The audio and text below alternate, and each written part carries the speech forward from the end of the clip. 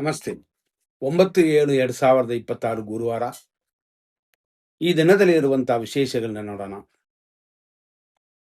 ಇವತ್ತು ಗಂಡ ಮೂಲವಿದೆ, ಸರ್ವಾರ್ಥ ಸಿದ್ಧಿ ಯೋಗ ಇದೆ. ಅದು ಆಡಲ್ ಯೋಗ, ನೆಕ್ಸ್ಟ್ ವಿಡಲ್ ಯೋಗ ಅಂತ ಇದೆಲ್ಲ ಇವತ್ತು ಬಂದಿದೆ. ಅಂದರೆ ಕೆಲವು ವಿಷಯಗಳು ನಮ್ಗೆ ಅರ್ಥ ಆಗೋದಿಲ್ಲ, ಅಂದರೆ ನೋಡುವವರಿಗೆ. ಇದನ್ನು ಸ್ವಲ್ಪ ಬಿಡಿಸಿರ್ತೀವಿ. ಅದು ಅಲ್ಲದೆ ಇವತ್ತು 10:37 AM ವರೆಗೂ ನವಮಿ ಇದೆ, ಶುಭವಲ್ಲ. ನವಮಿ ಮುಗಿದ ಮೇಲೆ ದಶಮಿಯಲ್ಲಿ ಕಾರ್ಯಗಳನ್ನ ಮಾಡ್ಬೋದು, ಅದು ಅಡ್ಡಿಯಲ್ಲ. ಇವತ್ತಿನ ನಕ್ಷತ್ರ ಅಶ್ವಿನಿ, ಮಧ್ಯಾಹ್ನ 2:56ವರೆಗಿದೆ. ಆನಂತರ ಬರೋದು ಭರಣಿ ನಕ್ಷತ್ರ. ಹಂಗ ಅಶ್ವಿನಿ ನಕ್ಷತ್ರ ಇರುವವರೆಗೂ ಅಂತಂದರೆ ಇವತ್ತು ಗುರುವಾರ. ಇವತ್ತು ಹೆಂಗಿದೆ ಅಂತಂದರೆ ಸಂತುಷ್ಟಿ, ಅಂದರೆ ಆನಂದವು ಅಮೃತವು ಕೂಡಿ ಬರುತ್ತದೆ. ಅದರಲ್ಲೂ 10:37 ಮೇಲೆ ನವಮಿ ಮುಗಿದ ನಂತರ ಇನ್ನೂ ಚೆನ್ನಾಗಿರುತ್ತದೆ ಅಂತ. ಅಶ್ವಿನಿಯು ದಶಮಿ ಕೂಡಿದಾಗ ಶುಭವಾಗಿರುತ್ತದೆ. ನವಮಿ ಟೈಮ್ವರೆಗೂ ಬಿಟ್ಬಿಡೋಣ, ಅಂದರೆ ಬೆಳಿಗ್ಗೆ 10:38ವರೆಗೂ ಯಾವುದು ಬೇಡ ಅಂತ. ಆಮೇಲೆ ಬರುವಂಥ ಅಶ್ವಿನಿ ನಕ್ಷತ್ರ 2:56ವರೆಗಿದೆ, ಅಂದರೆ ಮಧ್ಯಾಹ್ನ, ಅಲ್ಲಿಯವರೆಗೂ ಶುಭವಾಗಿದೆ. ಆಮೇಲೆ ಬರುವಂಥ ನಕ್ಷತ್ರ ಭರಣಿ.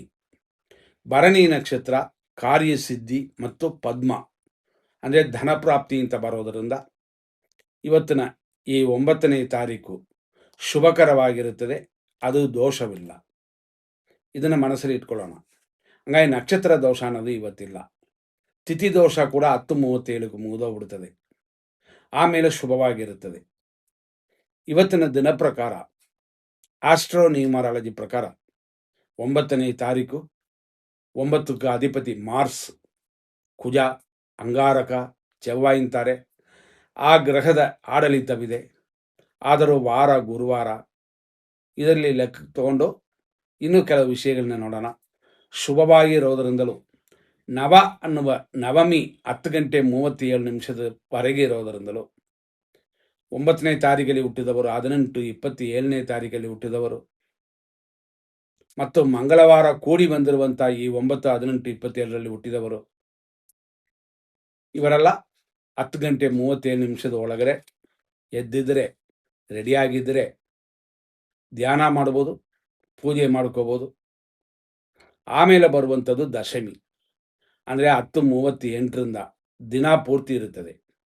ಅದು ಅಲ್ಲದೆ ದಶಮಿಯು ಅಶ್ವಿನಿಯು ಸೇರುತ್ತದೆ. ಅಶ್ವಿನಿ ಇರೋದು 2:56ವರೆಗೆ ಮಾತ್ರ, ಅಂದರೆ ಮಧ್ಯಾಹ್ನವರೆಗೆ ಮಾತ್ರ. ಆಮೇಲೆ ಭರಣಿ ನಕ್ಷತ್ರ. ಹಂಗಾಗಿ ವಾರ, ತಿಥಿ, ನಕ್ಷತ್ರ ಇದು 3 ಶುಭವಾಗಿದೆ.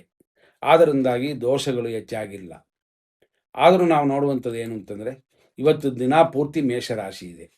ಈ ದಿನ ಪೂರ್ತಿ ಇರುವಂಥ ಮೇಷರಾಶಿ ಕಳೆದ ನಂತರ ನಾವು ನೋಡುವ ಕೆಲವು ವಿಷಯಗಳಲ್ಲಿ ನಾವು ಏನು ನೋಡೋಣ ಅಂತಂದರೆ, ಒಂದು ನಕ್ಷತ್ರದ 4 ಪಾದಗಳಲ್ಲಿ ಎಲ್ಲಿಯವರೆಗೆ ಇರುತ್ತೆ ಅಂತ ನೋಡೋಣ. 5:59ರಿಂದ 9:15ವರೆಗೂ 3ನೇ ಪಾದ ಅಶ್ವಿನಿ. 9:15 ಮೇಲೆ ಮಧ್ಯಾಹ್ನ 2:56ವರೆಗೂ 4ನೇ ಪಾದ ಅಶ್ವಿನಿ. ಆನಂತರ ರಾತ್ರಿ 8:34ವರೆಗೂ ಭರಣಿ ನಕ್ಷತ್ರವಿದೆ. ಅಂದರೆ ಅಶ್ವಿನಿ ನಕ್ಷತ್ರ ಮಧ್ಯಾಹ್ನ 2:56ಕ್ಕೆ ಮುಗಿದೋಗುತ್ತದೆ. ಆನಂತರ ಬರೋದು ಭರಣಿ. ಅಶ್ವಿನಿ ನಕ್ಷತ್ರ ಅನ್ನೋದು ಕೇತುವ ನಕ್ಷತ್ರ. ಕೇತುವ ಸಂಖ್ಯೆ ಯಾವುದು ಅಂತ ನಿಮ್ಮೆಲ್ಲರಿಗೂ ಗೊತ್ತು, 7. ಭರಣಿ ನಕ್ಷತ್ರ ಬಂದರೆ ಅದು ಶುಕ್ರನ ಸಂಖ್ಯೆ, ಶುಕ್ರನ ನಕ್ಷತ್ರ, ಶುಕ್ರನ ಸಂಖ್ಯೆ 6. ಹಂಗಾಗಿ ಭರಣಿ ನಕ್ಷತ್ರ ಬಂದಾಗ ಶುಭವಾಗಿರುತ್ತದೆ. ಭರಣಿ ನಕ್ಷತ್ರದ 1 ಮತ್ತು 2, 3 ಪಾದಗಳು ಇವತ್ತೇ ಇದೆ. ಆದರೂ ಭರಣಿ ನಕ್ಷತ್ರ ಮೇಷರಾಶಿಯವರಿಗೆ ಶನಿಕಾಟ ನಡೆಯೋದರಿಂದ ಯಾರೇ ಆದರೂ ಖಂಡಿತವಾಗಿ ಶನಿದೇವರನ್ನ ಪೂಜೆ ಮಾಡಿಕೊಳ್ಳಿ. ಅದು ಅಲ್ಲದೆ 6, 15, 24ನೇ ತಾರೀಕಲ್ಲಿ ಹುಟ್ಟಿದವರು, ನಿಮ್ಮ ನೇಮ್ ಬೋರ್ಡು, ಅಂದರೆ ಅಂಗಡಿ ನೇಮ್ ಬೋರ್ಡು ಇದೇ ಥರ 6 ಬರುವಂತೆ ಇಟ್ಟಿರೋವರೆಲ್ಲ ಸ್ವಲ್ಪ ಶನಿ ಶಾಂತಿ ಮಾಡ್ತಾ ಬನ್ನಿ, ಉಪಯೋಗ ಆಗುತ್ತದೆ. ಇಲ್ಲಿಯವರೆಗೆ ನಾವು ಇಷ್ಟು ವಿಷಯಗಳನ್ನ ನೋಡಿದ್ವಿ. ಇವತ್ತು ಅಭಿಜಿತ್ ಮುಹೂರ್ತ 11:59ರಿಂದ 12:51ವರೆಗೂ. ಅಭಿಜಿತ್ ಅನ್ನೋದು ಶುಭ ನಕ್ಷತ್ರ ಅಂತ, ಶುಭ ಸಮಯ ಅಂತಾನು ಹೇಳ್ಬೋದು. ಆ ಅಭಿಜಿತ್ ಇರುವ ಸಮಯಗಳಲ್ಲಿ ಖಂಡಿತವಾಗಿಯೂ ಒಳ್ಳೆಯ ಕಾರ್ಯಗಳನ್ನ ಮಾಡ್ಬೋದು ಅಂತ. ಆದರೆ ಅದಕ್ಕೆ ನಕ್ಷತ್ರವೂ ಅನುಕೂಲಕರವಾಗಿರಬೇಕು. ಇವತ್ತಿನ ನಕ್ಷತ್ರ ಅಭಿಜಿತ್ಗೆ ಅನುಕೂಲವಾಗಿರೋದರಿಂದ ಖಂಡಿತವಾಗಿಯೂ ಅಶ್ವಿನಿ ನಕ್ಷತ್ರದಲ್ಲಿ ಹುಟ್ಟಿದವರು ಮತ್ತು 7, 16, 25ನೇ ತಾರೀಕಲ್ಲಿ ಹುಟ್ಟಿದವರಿಗೆಲ್ಲ ಶುಭವಾಗಿರುತ್ತದೆ. ಆಮೇಲೆ ಶುಭ ನಕ್ಷತ್ರಗಳು ಇದೆಲ್ಲ ನೋಡೋಣ, ಶುಭ ಸಮಯಗಳನ್ನ ನೋಡೋಣ. ಇವತ್ತಿನ ಅಮೃತಗಳಿಗೆ ಬರೋದು ಬೆಳಿಗ್ಗೆನೇ ಬಂದುಬಿಡ್ತದೆ 8:03ರಿಂದ 9:35. ಅದೇ ಥರ ಯಮಕಂಡ ಕಾಲ ಇರೋದು 5:59ರಿಂದ 7:36. ರಾಹುಕಾಲ ಇರೋದು ಮಧ್ಯಾಹ್ನ 2:01ರಿಂದ 3:38. ಇದು ಕಾಮನ್ ಟೈಮ್, ಜನರಲ್ ಆಗಿ ನೋಡ್ಬೋದು. ಆದರೆ ಇದರಲ್ಲೂ ಒಳ್ಳೆ ಟೈಮ್ ಬಂದರೂ ಕೂಡ ಮಾಡುವಂತಿಲ್ಲ. ಇದರಲ್ಲಿ ಬೇರೆ ಏನಾದ್ರು ಕೆಟ್ಟೋದಿದ್ದರೆ ಡಬಲ್ ಆಗಿ ಆಗುತ್ತೆ. ಅದಕ್ಕೆ ನಾವೇನು ಮಾಡ್ತೀವಿ ಅಂದರೆ ನಿಮಗೆ ಕಷ್ಟ ಕೊಡಬಾರ್ದು ಅಂತ ಅದನ್ನು ವಿಂಗಡಿಸಿ ಸಪ್ರೇಟ್ ತಗೊಂಡು 100% ಶುಭ ಸಮಯ, 100% ಅಶುಭ ಸಮಯ ಅಂತ ನಾವು ವಿಂಗಡಿಸಿದ್ದೀವಿ. ಅದರ ಮೇಲೆ ನೀವು ಕಾರ್ಯಗಳು ಮಾಡಿ. ಉದಾಹರಣೆ, ನಾವು ಹೇಳಿದಂತೆ ಅಭಿಜಿತ್ ಮುಹೂರ್ತ ಸಮಯ ಒಳ್ಳೆಯದು ಅಂತ ಅಂತೀವಿ. ಆದರೆ ಆ ಟೈಮಲ್ಲಿ ಏನಾದ್ರು ಕೆಟ್ಟೋದು ಸೇರಿದ್ರೆ ಅದನ್ನು ಬಿಟ್ಟುಬಿಡಬೇಕಾಗ್ತದೆ. ಹೆಚ್ಚಾಗಿ ಗಮನಿಸೋಣ. ಇವಾಗ ನಾವು ನೋಡುವಂಥ 100% ಶುಭ ಸಮಯವನ್ನು ನೋಡ್ಬಿಡೋಣ. ಫಸ್ಟು 7:38ರಿಂದ 10:14, 12:50ರಿಂದ 1:59, ಸಂಜೆ 4:18ರಿಂದ ರಾತ್ರಿ 8:12, ರಾತ್ರಿ 9:40ರಿಂದ 11:49, ರಾತ್ರಿ 1:23 ಮೇಲೆ ಶುಭವಾಗಿದೆ. ಹಂಗಾಗಿ ಈ ಸಮಯ ಎಲ್ಲ ಶುಭ ಸಮಯಗಳು. ದಿನವೂ ಚೆನ್ನಾಗಿರುತ್ತದೆ, ನಕ್ಷತ್ರವೂ ಚೆನ್ನಾಗಿರುತ್ತದೆ, ತಿಥಿಯೂ ಚೆನ್ನಾಗಿರುತ್ತೆ ಅಂತಂದರೆ ಖಂಡಿತವಾಗಿ ಶುಭ ದಿನ ಅಂತ ಅರ್ಥಕ್ಕೆ ಇಟ್ಕೋಬೋದು. ಅಂದರೆ ಅದರಲ್ಲೂ ನಾವು ಹೇಳುವ 10:37 ನಂತರ, ಅಂದರೆ ನವಮಿ ಮುಗಿದ ನಂತರ ಶುಭವಾಗಿರುತ್ತೆ ಅಂತ ಲೆಕ್ಕಕ್ಕೆ ತಗೊಳ್ಳಿ.